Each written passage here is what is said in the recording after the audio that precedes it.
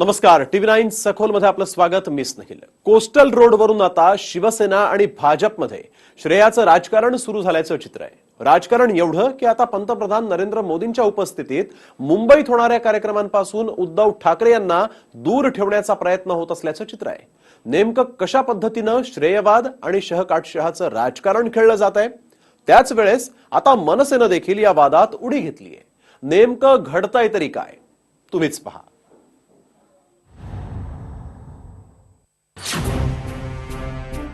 भाजप आणि शिवसेनेत शहकाटशहाचं राजकारण सुरू आहे. 2019च्या तोंडावरती यात आणखीन भर पडली ती 5 राज्यातील विधानसभा निवडणुकीची.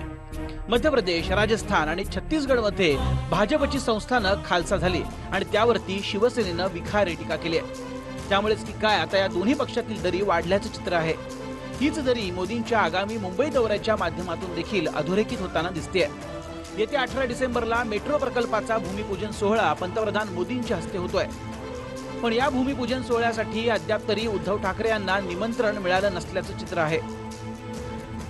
पंतप्रधान नरेंद्र मोदींच्या हस्ते 18 डिसेंबरला होणाऱ्या विकास प्रकल्पाच्या भूमिपूजनाचं निमंत्रण अद्याप शिवसेना पक्षप्रमुख उद्धव ठाकरेंना मिळालं नाही. या निमंत्रणाबद्दल शिवसेनेचे खासदार, शिवसेनेचे पालकमंत्री बोलण्यास टाळत आहेत.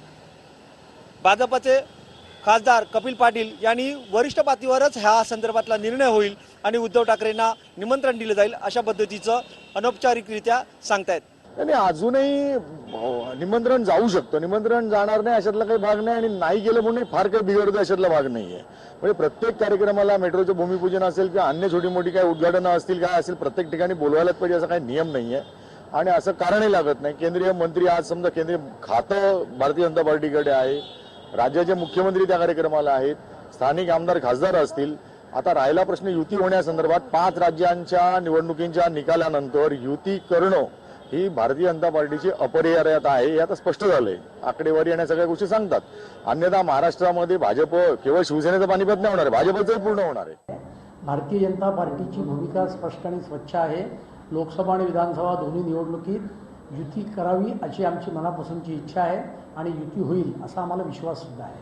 विकास कामं जी काही कुठली असतील ही विकास कामं राज्य सरकार आणि त्या ठिकाणची स्थानिक स्वराज्य संस्था मिळून करते. मुंबई महानगरपालिकेमध्ये आम्ही पण आहोत, शिवसेना सत्तेवर आहे.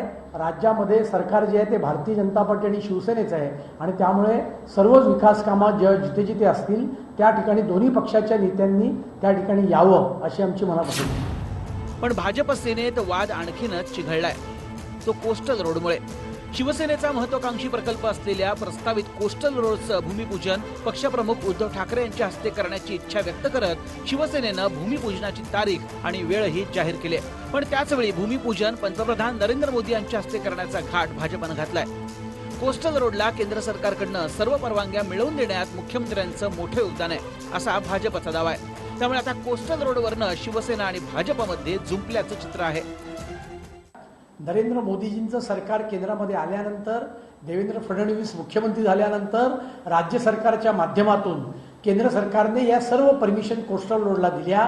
त्यामुळे कोस्टल रोडचा टेंडर निघालेला आहे आणि कोस्टल रोडच्या कामाला आता एका अर्थाने सुरुवात झालेली आहे आणि त्यामुळे मला असं वाटतं कोस्टल रोड लवकरात लवकर होणं हे मुंबईकरांच्या हिताचं आहे आणि त्याच्याकरता नरेंद्र मोदीजींनी, देवेंद्र फडणवीस यांनी दोघांनी त्याच्याकरता ज्या आवश्यक परवानग्या आहेत या परवानग्या त्या ठिकाणी दिलेल्या आहेत आणि राज्य सरकार आणि केंद्र सरकार कोस्टल रोडला 100% मदत करते.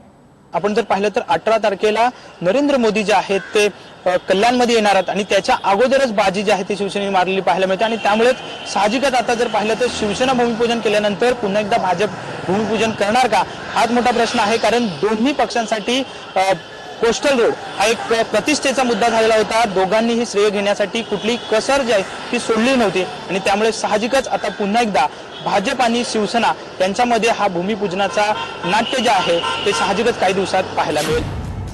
भूमिपूजनावरनं सेना भाजपमध्ये रस्सीखेच सुरू असतानाच मनसेनं देखील कोस्टल रोडच्या वादात उडी घेतल्याचं चित्र आहे.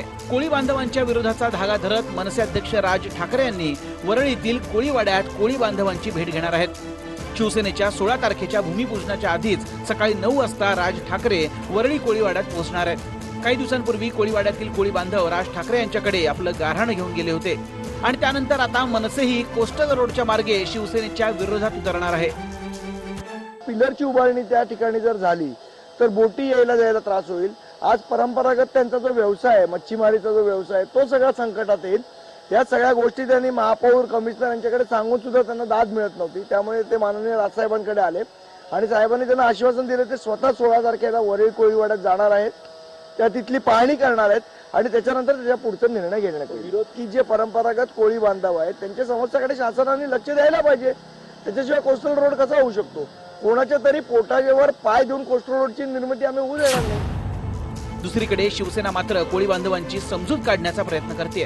तर जे कोणी विरोध करतायत त्यांचं मुंबईत काय आहे हे त्यांनी पाहावं असा टोलाही शिवसेना नेत्या किशोरी पेडणेकर यांनी मनसेला आणलाय. आम्ही आमचं काम करणार आहे. कुठल्याही कोळी बांधवांना त्रास होईल आणि जर होत पण आहे तर त्याचं निवारण केलं जाईल. परंतु कोस्टल हा रोड आता थांबणार नाही. ज्यांना कुठेच काय बोर्ड नाही, शेंडा नाही, ते असं करतच राहणार. त्यांना करत राहू दे. आम्ही आपली चांगली कामं आमच्या मुंबईकरांना जे जे चांगलं देता येईल ते देत राहणार आहोत. त्यामुळे अख्खा मुंबईकर आज आमच्या बाजूनी आहे. त्यामुळे प्रत्येकाला कुठल्याही पक्षाने कोडा घालायचा प्रयत्न केला तरी हे काही काम थांबणार नाही. एकंदरीतच हे सर्व अडथळे पाहता कोस्टल रोडवर सध्या राजकारणाचीच कोंडी होत असल्याचं चित्र आहे. एवढा अडथळा पार करून कोस्टल रोड होईलही, पण लोकसभा रणसंग्रामाआधी भाजप आणि शिवसेनेत निर्माण झालेली दरी कशी भरून निघेल याकडे सगळ्यांचं लक्ष लागलंय. 5 राज्यांच्या निवडणुका निकालानंतर भाजपचे चाणक्य खडबडून जागे झालेत. त्यामुळे आता युतीसाठी भाजप आग्रही भूमिका घेताना दिसतोय.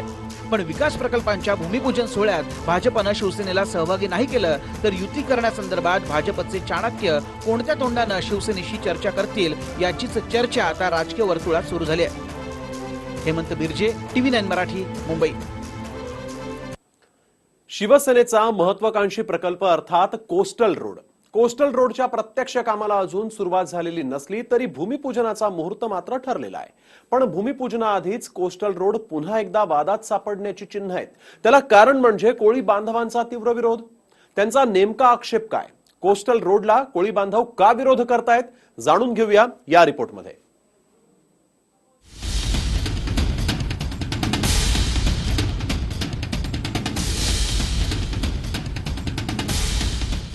कोस्टल रोड पुन्हा वादात.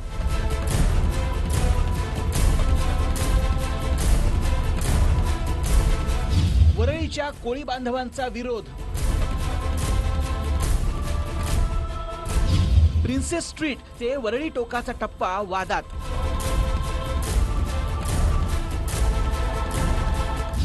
कोस्टल रोडच्या पिलर्समुळे उपजीविकेचा प्रश्न.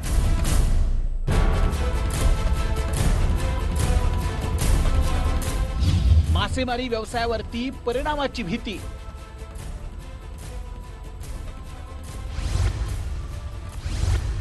Coastal road.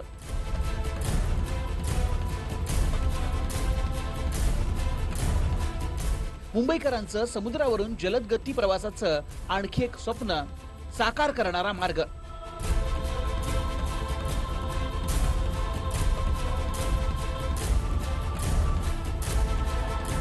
या महत्वाकांक्षी प्रकल्पामुळे येत्या काही वर्षात नरिमन पॉइंट ते थेट कांदिवली पर्यंतचा प्रवास समुद्र किनाऱ्यालगतच्या रस्त्यानं म्हणजेच कोस्टल रोडनं होणार आहे.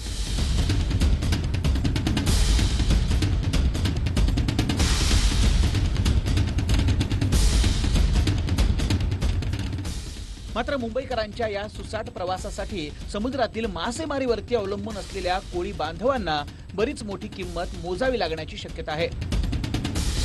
त्यामुळे समुद्रात भराव टाकून तयार केला जाणारा कोस्टल रोडला कोळी बांधव विरोध करतात. आम्ही भारना जर समुद्राने आलो तर आम्ही लाटा घेत येणार, पण हा तुमचा कोस्टल रोड होणार ना, त्याच्यामुळे आमचा दरवाजा बंद होणार. आता बंद झाल्यावर आम्ही नांगर टाकू शकत नाही, आत येऊ शकत नाही. मग आमची परिस्थिती काय होणार? शेवटी आम्हाला तिथं बलिदान करावं लागेल. आमची मागणी अशी आहे की आमचं क्लिवलँड बंदर या बोटी येण्या जाण्याचा मार्ग हा कमीत कमी 200 मीटर पाहिजे, जेणेकरून जी बोट वादळामध्ये किंवा वारा झाल्यावर पाण्याचा करंट याच्यामुळे व्यवस्थित येईल. या दृष्टिकोनाने आम्हाला 200 मीटर हे 2 प्लेयर मधलं अंतर पाहिजे, ते बंदर क्लिवलँड बंदर जाण्याचा मार्ग. वरळी कोळीवाड्यातली जवळपास 1000 कुटुंबियांची उपजीविका समुद्रातील 450 बोटींच्या जीवावरती आहे. 100-150 वर्ष पिढ्यानपिढ्या ही लोक पारंपरिक व्यवसायाला धरून आहेत.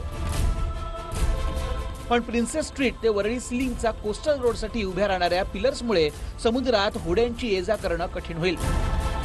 त्यामुळे सर्व कोळी समाजावरती उपासमारीची वेळ येण्याची भीती व्यक्त होते. नेमक्या या कोळी बांधवांच्या मागण्या काय आहेत जाणून घेऊयात ग्राफिक्सच्या माध्यमातून. कोस्टल रोडच्या मार्गातनं नौकांची ये-जा करण्यासाठी 2 पिलर्स मधील अंतर कमीत कमी 200 मीटर असावं. समुद्रातील मासेमारीची पारंपरिक जागा मासेमारीसाठीच राखीव ठेवावी. वादळात लोटस जेट्टी येथे कोळी आपल्या नौका नांगरत असतात. ते बंदर सुरक्षित राहावं. कोस्टल रोडसाठी वरळी ते प्रियदर्शनी पार्क पर्यंत समुद्रात भराव टाकला तर भरतीच्या वेळी समुद्राचं पाणी वरळी कोळीवाड्यात आणि आजूबाजूच्या प्रदेशात शिरण्याची शक्यता आहे. वादळ वाऱ्यात भरतीच्या वेळी पिलरचे अडथळे संकट ठरणार आहेत. कोस्टल रोडच्या कामासाठी समुद्रात भराव टाकले तर अर्थातच माशांच्या अनेक जाती नष्ट होतील. समुद्रातली जैवविविधता नष्ट होतानाच कोळी बांधवांवरती उपासमारीची वेळ येण्याची देखील भीती व्यक्त होते. त्याचा फटका तर मासेमारीवर होतच आहे. आता ही सिपेस पासून जी भरणी टाकणार 200-300 मीटरवर, त्याच्यामुळे आमची मच्छीमारी पूर्णपणे उद्ध्वस्तच होणार आहे. सिपेस ते राजभवन पर्यंत पूर्ण भरणी टाकणार आहे. हा किनारपट्टा सगळा मासेमारीचाच झोन आहे. मासेमारीच आमची उद्ध्वस्त झाली तर आम्ही करणार काय आणि याला जबाबदार कोण? त्याच्यामध्ये जर जी भरणी टाकली तर पाण्याचा फोर्स म्हणजे मान्सून सीझनला पाण्याचा फोर्स येतोय, तो पाणी कुठे जाणार? वरळी कोळीवाड्यातच घुसणार. म्हणजे यांचा जो प्रकल्प काढलेला आहे हा गाव बुडवायचा आणि मच्छीमारी नष्ट करायचा काढलाय का? याचा जबाब आम्हाला पाहिजे. समुद्रात भराव टाकून हा मार्ग तयार होत असल्यानं कोळी समाज व पर्यावरण प्रेमींकडनं या प्रकल्पाला विरोध होतोय. कोळी समाजाकडनं होत असलेल्या विरोधाच्या पार्श्वभूमीवर आता राजकीय घडामोडींना देखील वेग आलाय. पण त्याच वेळी महापालिकेच्या वतीनं मात्र मोठ्या प्रमाणात भराव टाकण्यासाठीची पूर्वतयारी सुरू झाली आहे. त्यामुळे ही श्रेयवादाची लढाई संपते की कोस्टल रोडला सुरुवात होते हे पाहणं देखील तितकंच महत्वाचं आहे. इथे घेतो एक छोटासा ब्रेक. पाहत राहा TV9 मराठी. ब्रेक नंतर आपलं पुन्हा एकदा स्वागत. या कोस्टल रोडवरून सध्या राजकारण पेटल्याचं चित्र आहे. पण हा कोस्टल रोड नेमका आहे तरी कसा? त्याचा नेमका काय फायदा होणार आहे जाणून घेऊया या रिपोर्टमध्ये.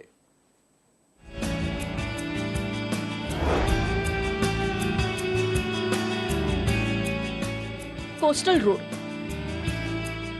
मुंबईच्या विस्तीर्ण अशा समुद्र किनाऱ्याची सफर घडवणारा मार्ग आणि पश्चिम मुंबईतील रहिवाशांना जलद गतीनं कमी वेळात घरी पोहोचवणारा मार्ग. पूर्वमुक्त मार्गाच्या धर्तीवर मुंबई आणि पश्चिम उपनगरांना जोडण्यासाठी तसेच अतिवेगाने वाहतुकीसाठी हा मार्ग तयार केला जाणार आहे. असा असेल कोस्टल रोड. एकूण मार्ग नरिमन पॉइंट ते मलाड मार्वे. एकूण लांबी 35.6 किलोमीटर. स्वरूप भूपृष्ठावर भूमिगत उड्डाणपूल टनेल मधून जाणार.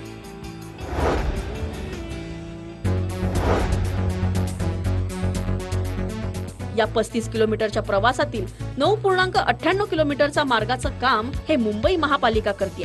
ज्यानुसार महापालिका साकारणार पहिला टप्पा. प्रिन्सेस स्ट्रीट उड्डाणपूल ते बांद्रे वरळी सागरी सेतूच्या दक्षिणेकडील टोल जोडले जाईल. समुद्र किनारपट्टीलगत भराव टाकून तसेच पूल आणि बोगदा असे गुंतागुंतीचे हे काम असणार आहे. कोस्टल रोडच्या पहिल्या टप्प्यासाठी 5303.34 कोटी रुपयांचा खर्च येणार आहे.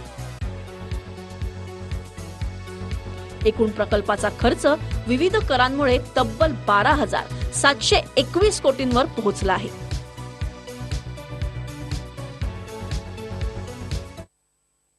हा कोस्टल रोड होईल तेव्हा होईल, परंतु आता मात्र हा कोस्टल रोड नव्हे तर मानापमानाचा रोड तयार झालाय असं म्हटलं तर चुकीचं ठरणार नाही. यासोबतच TV9 सखोलमध्ये तुर्तास वेळ झाली इथेच थांबण्याची. ताज्या बातम्यांसाठी पाहत राहा TV9 मराठी.